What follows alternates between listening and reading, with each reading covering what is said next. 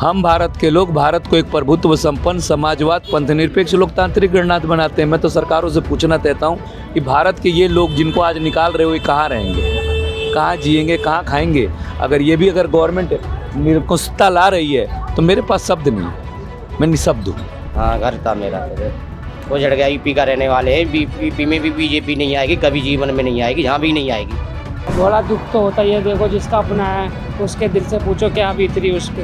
हम तो चलो फिर भी रेंट पे थे, हमारे को इतना दुख हो रहा। 10 साल से हम एक मकान में रह रहे थे, जब खाली करा तो आंखों में आंसू थे, लेकिन क्या कर सकते, बेबस सब इंसान। थक चुके बात कर कर के, कोई सुनाई ही नहीं, उस कहने का रोने का कोई असर ही नहीं हो रहा। तो क्या करें, अब तो लास्ट टाइम आ गया, आ रही पर हो गया, इससे आगे तो क्या हुआ।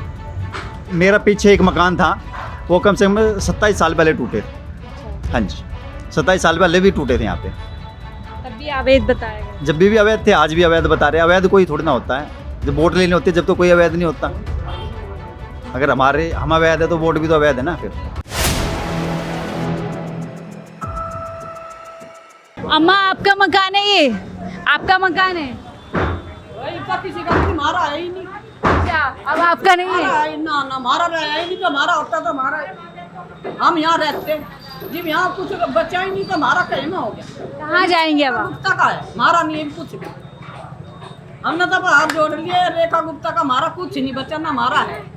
कहाँ जाएंगे? था हमारा, बस क्या कहे। कहाँ जाएंगे अब आप? तो कहीं भी जाओ, बाकी हमें पलाट देगी, क्या वो हमें नौरी बंटेगी, उसका ना करता, हमारे ना करता, उसका सबूत में टिल्ला हो गया। हमें कुछ नहीं मिलने वाला उसका, ना हमें उम्मीद है, हमें कुछ नहीं चाहिए। उम्मीद नहीं है और कह रही हैं कि अब हमारा क्या घर, हमारा था लेकिन अब सरकार का हो गया। जी ये तो रेखा गुप्ता जी का है, जब भी तो उन्होंने ले लिया, उनका मकान है, हमारा तो कुछ है ही नहीं। हम 60-70 साल से बैठे हुए हैं, हमारा क्या है, उनका ही है सब कुछ। जब वो पैदा भी नहीं हुई थी, ये उनका मकान है, बताओ। आपका कौन सा मकान है? यही मकान है मेरा।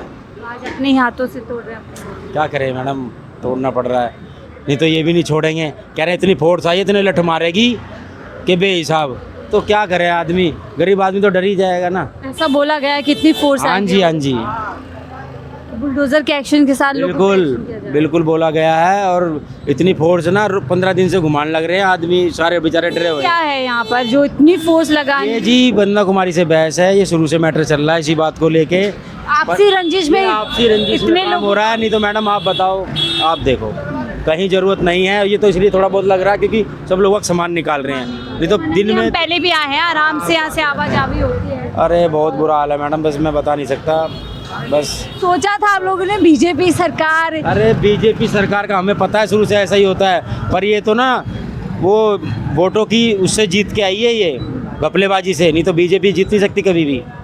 और अब आप लोगों के घरों पे अब ये भी घपलेबाजी से काम हो रहा है, सुप्रीम कोर्ट खरीद रखा है इन्होंने, ये सब घपलेबाजी से काम करती है, ये भी काम सही है। चाहती सरकार तो आप लोगों के घर बसा सकती है। अरे मैडम बसे हुए थे, वो क्या बसाती, हम वैसे ही बसे हुए थे, हम बसे हुए थे, वो क्या बसाती, उसने क्या एडजस्ट करा है? एडजस्ट तो कुछ करा ही नहीं है ना। देखिए ये बोल दिया जाएगा, बहुत सारे लोग ये रिपोर्ट देखेंगे तो उनको लगेगा कि इसमें सरकार का क्या लेना देना है, हाई कोर्ट ने बोला है या सुप्रीम ये तो कोर्ट ने मैडम बोला है। सरकार को लेके इसीलिए आते हैं क्योंकि वहाँ से ये कहलवा देते हैं, सब कुछ इन्हीं का तो है। लेकिन सच्चाई ये होती है कि किसी भी डिस्प्यूट में, किसी भी विवाद को लेकर के सरकार ही जो है कोर्ट पहुंचती है। इस वजह से यहाँ पर ये काम हुआ है, नहीं तो नहीं होता। और आज रेखा गुप्ता बहुत खुश है, आज रेखा गुप्ता की जीत हो गई। अगर इस बात में सच्चाई है कि एक नेता से अपना द्वेष निकालने के लिए सैकड़ों लोगों को बेघर कर दिया बैठी है, सीएम पद पे बैठी है, क्या उसको ये छोटी सी रंजिश निकालनी चाहिए आम जनता से? उसको ये तो सोचना चाहिए आम जनता से निकालनी चाहिए क्या रंजिश?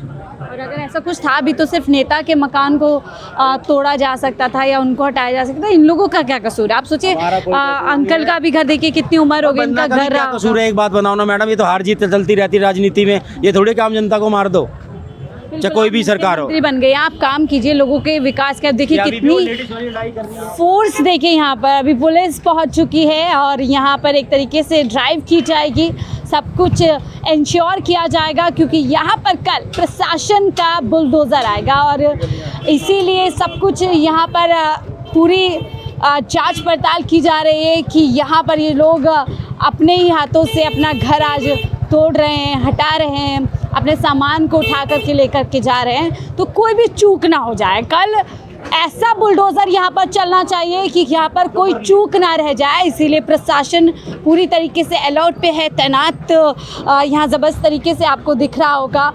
तपती धूप में पूरा गश्त यहाँ पर प्रशासन कर रहा है। देखिए यहाँ पर अभी आया, अभी और भी फोर्सेस यहाँ पर पहुँचेंगी इस चीज़ को सुनिश्चित करने के लिए कि कोई चूक ना रह जाए, कोई एक घर की एक ईंट भी बच ना जाए। इसलिए यहाँ पर पूरी ज़बरदस्त तरीके से तैयारी चल रही है। ये दिखाता है कि कैसे यही प्रशासन, यही सरकार जब लोगों को इस पुलिस की ज़रूरत होती है, जब लोगों को फोर्स की ज़रूरत होती है, वहाँ नहीं पहुँचती। लेकिन अब क्योंकि लोगों के घर उजाड़ने हैं, एक एक ईंट को तहस नहस करना है, इसलिए पूरी जो है यहाँ पर सावधानी बरती जा रही है। देखिए गश्त यहाँ पर लग रहे हैं कि कल जब बुलडोज़र यहाँ पर चलेगा तो पूरे अच्छे से जो है सब कुछ हो जाना चाहिए। देखिए इन लोगों की संघर्ष की निशानियां यहाँ पर पड़ी हुई हैं, घर बचाओ उत्पीड़न, और आपने तो बहुत संघर्ष किया 5 महीने, अब लग रहा है कि पूरी गिव अप ना कर रहे, गिव अप तो ये कर रहे हैं। ये हमें मारने के लिए अपनी मैडम, हमारी विधायिका ने फोर्स भेजा है हमें मारने के लिए, अपनों को मारने के लिए, अपनी जनप्रतिनिधि ने हमें मारने के लिए भेजा है। और क्या बोले मैडम, ये अपराध है, निरपराधी को मारना बहुत बड़ा अपराध है। हमारे को इस भरी गर्मी में भगाना अपराध है, हमें घर से बेघर करना अपराध है। अगर इसके बारे में बात करना अपराध है तो ये हर आदमी करेगा। आज मैं कर रहा हूँ, कल तुम करोगे। सोचा था आपकी लड़ाई, आपका संघर्ष इस तरह से इस पॉइंट पर आकर ख़त्म हो जाएगी कि आज लोगों को खुद हथौड़ा चलाना पड़ रहा है। संवैधानिक लड़ाई में बेटा मैंने भी नहीं सोचा था कि एक संवैधानिक लड़ाई का रिजल्ट ये होगा, मैंने भी नहीं सोचा था। हम भारत के लोग भारत को एक प्रभुत्व संपन्न समाजवाद पंथनिरपेक्ष लोकतांत्रिक गणराज्य बनाते हैं। मैं तो सरकारों से पूछना चाहता हूँ कि भारत के ये लोग जिनको आज निकाल रहे हो ये कहाँ रहेंगे, कहाँ जिएंगे, कहाँ खाएंगे। अगर ये भी अगर गवर्नमेंट निरंकुशता ला रही है तो मेरे पास शब्द नहीं है, मैं निशब्द हूँ। सुप्रीम कोर्ट आप लोग गए थे, वहाँ से निराशा मिलती है, क्या लग रहा है कोर्ट वोट आज आम जनता के लिए नहीं बचे हैं?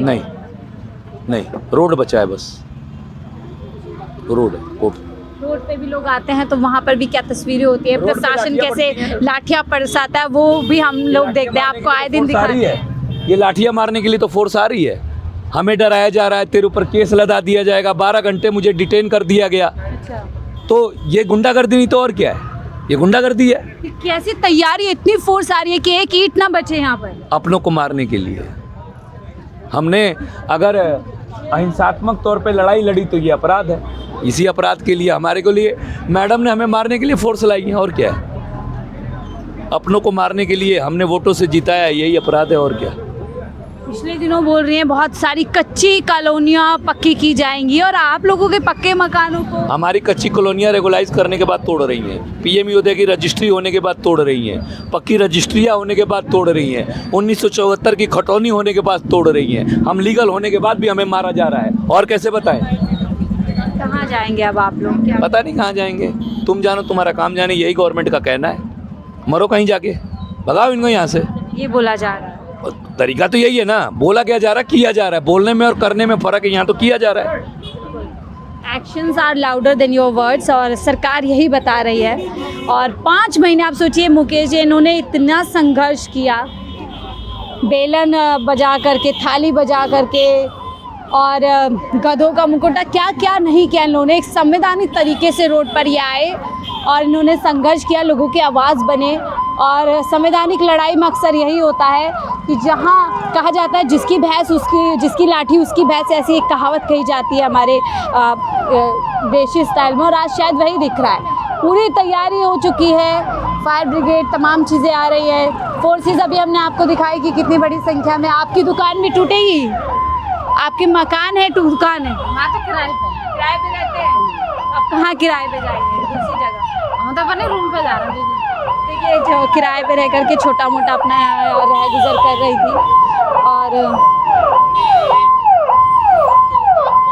मैं आपको बार बार दिखा रही हूँ कि प्रशासन यहाँ पर अब आना शुरू हो गया है।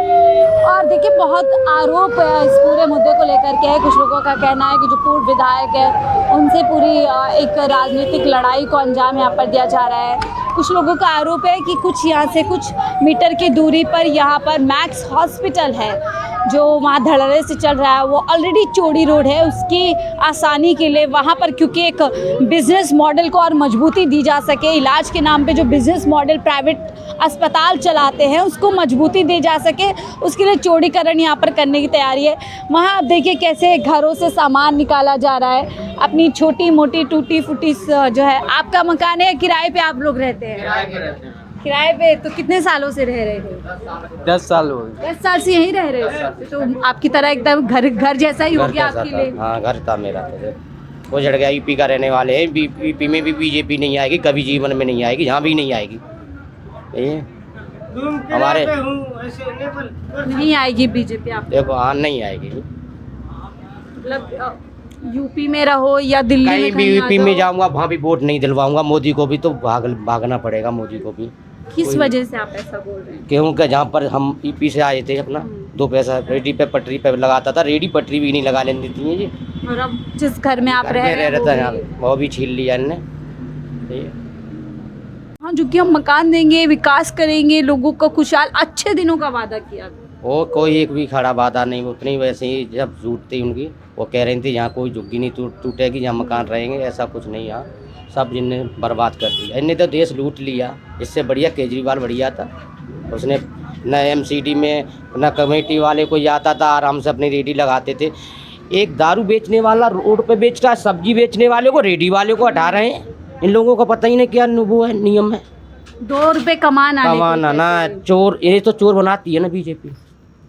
हालात ऐसे कर देते हैं कि लोगों को चोर बनने में मजबूर मेरी तो कर कमेटी सारी रेडी ले गई। बताइए, सही डबल मार है। आप सोचिए, ये लोग प्रवासी हैं, उत्तर प्रदेश आसपास के राज्यों से आते हैं इस उम्मीद में कि दिल्ली में थोड़ा बहुत मेहनत से काम वाम करेंगे, कुछ घर है। आप देखिए इन लोगों के सरों से भी छत जाएगी। कहाँ वादे किए थे मोदी जी आपने, हर घर हर सर पे छत होगी, छत में नल होगा, नल में जल होगा, और आज दिल्ली वाले परेशान हैं। और ये 1 साल में बहुत ज़्यादा बढ़ गया। मैं लोगों के मुंह से सुनती हूँ कि पुरानी सरकार में हालात बेहतर थे, चाहे वो बीजेपी, चाहे वो आम आदमी पार्टी की सरकार रही हो, कांग्रेस की। लेकिन जब से बीजेपी आई है, चाहे रेडी वाला हो, चाहे कोई ठीक ठाक काम करने वाला हो, सभी लोग परेशान हैं। अब सोचिए ये लोग कहाँ जाएंगे? किराए पे महंगाई इतनी ज़्यादा हो गई है, इन लोगों का काम कितना ज़्यादा अफेक्ट करेगा। अब लोग दिहाड़ी पर जाएं, रोज़ी रोटी पर जाएं, अपने घर अपना सामान समेटें, जिसमें भी पैसे लग रहे हैं। प्रशासन का आप ये देखिए क्या रवैया है। मतलब अपने ही घर में इन लोगों को इस तरीके से बना दिया गया है कि खाली करो, धमकियाँ दी जा रही हैं कि तुरंत। आपका भी मकान कुछ है यहाँ पर? मैं तो रेंट पे रहता था, लेकिन 10 साल से रह रहा था। 10 साल से घर जैसा ही हो दिक्कत गया। तो घर जैसा ही हो गया, लेकिन बड़ी दिक्कत होती है, बड़ा अफसोस हो रहा है, लेकिन कोई वो नहीं है सुनवाई। अब तो जो होना ही है। कहाँ से हैं? यही है बराबर में। पीछे से मैं राजस्थान से हूँ। बड़ा दुख तो होता ही है। देखो, जिसका अपना है उसके दिल से पूछो क्या बीत रही उस पर। हम तो चलो फिर भी रेंट पे थे, हमारे को इतना दुख हो रहा। 10 साल से हम एक मकान में रह रहे थे, जब खाली करा तो आंखों में आंसू थे, लेकिन क्या कर सकते, बेबस अब इंसान। अब बेबस हो गए। अब वही है, अब फिर क्या करें। सोचा था अपने ही विधानसभा में बुलडोजर ऐसा तो कभी सोचा ही नहीं था। इतने तो साल हो गए, हमें भी ऐसी बात नहीं है। कम से कम 33-40 साल तो मेरे को भी हो गए यहाँ पे। हमारे पिताजी गवर्नमेंट जॉब पे थे, हम डेसू में रहते थे। वो तो अभी आए जब वो रिटायर हो गए पुरानी थे। सरकारों में नहीं था। हाँ, नहीं, कोई सरकार में नहीं था अभी तक कोई हमने देखा ही नहीं कि किसी का ईंट भी टूटी है। कोई सरकार थी जब। देखिए एक फ़र्क देखिए, पुरानी सरकारों में आप बुजुर्ग से सुन लीजिए, जवान से सुन लीजिए, काम से सुरक्षित थे, सामाजिक तौर पर सुरक्षित थे, आर्थिक तौर पर सुरक्षित थे। और अब तो असुरक्षा, मतलब कब सर से छत आपकी चली जाएगी कुछ नहीं पता। अब तो कुछ ही नहीं कह सकते, क्या से क्या हो सकता है। अब कुछ नहीं कह सकते, ये सरकार के बारे में अब कुछ नहीं कह सकते। इस सरकार एक पहेली बन गई है। हाँ जी, सही बात है। अब कुछ भी हो सकता है, पूरी दिल्ली शहर में कुछ भी हो सकता है। अब देखो ना, कितने पुराने मकान बने हुए थे खून पसीनों से। कह दिया है आप अवैध हो, घर खाली करो, वरना प्रशासन आएगा और अपना डंडा चलाएगा। और इसीलिए यहाँ पर बेचारे लोग डर के माहौल में, फिक्र के माहौल में, चिंता में हैं पूरी तरीके से और अपने घरों को खाली कर रहे हैं। इसी रोड को लेकर के पूरा विवाद है। किसको देखिए, अभी सामान्य तौर पर आप देखिए तो घर घर लोग खाली कर रहे हैं, इसलिए थोड़ा डिस्टर्बेंस आ रहा है। अदरवाइज़ मैं यहाँ पहले भी आई हूँ, सामान्य तौर से ट्रैफिक निकलता है और ये कह दिया जाता है कि यहाँ से ट्रैफिक स्मूथली निकालना है, रोड को चौड़ा करना है, इसलिए हमको ये जगह चाहिए। और इन लोगों का कोई जो है जगह नहीं की गई है कि यहाँ पर इन लोगों को कोई और घर दिया जाए या कोई जगह दिया जाए। ये देखिए खिड़की दरवाजे, इन्हीं खिड़की दरवाज़ों से किसी का घर बनता है, किसी का परिवार उसमें रहता है। जिन्हीं खिड़की दरवाज़ों को आप लोग हटा रहे हैं। आपका मकान है सर? वो जा रहे हैं। आप यहीं रहते हैं? नहीं, मैं बाहर से आया हूँ। क्या कहेंगे आज? मैं तो गाड़ी लेके आया हूँ सामान।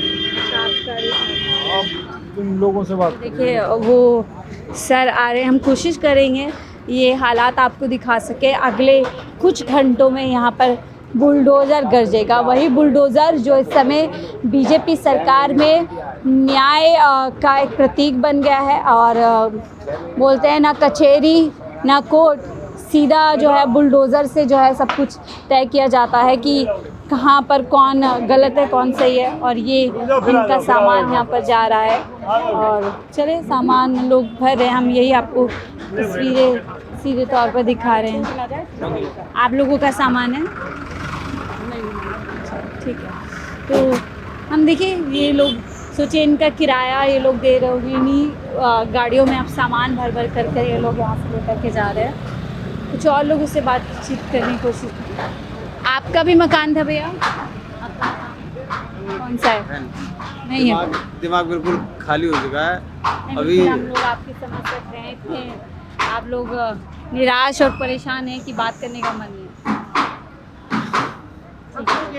थक चुके हैं। मेरा बेटा है, थक चुके बात कर कर के, कोई सुनाई ही नहीं, उस कहने का रोने का कोई असर ही नहीं हो रहा। तो क्या करें, अब तो लास्ट टाइम आ गया, आ रही पर हो गया, इससे आगे तो क्या होगा।